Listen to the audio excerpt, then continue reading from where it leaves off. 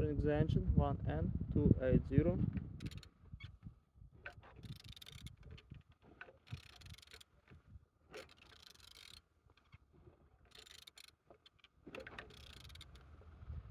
Turning good, and the front engines looks good, as you can see. On this side, engines without any damage. It's all on the gearbox. Everything's good. Same as well like on this side. Starter not broken, you can see. Altimeter without any damage. On the top, all connectors and injectors looks good. Everything's nice.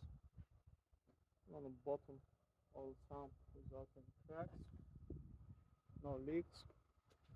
And turning the engine 1N280.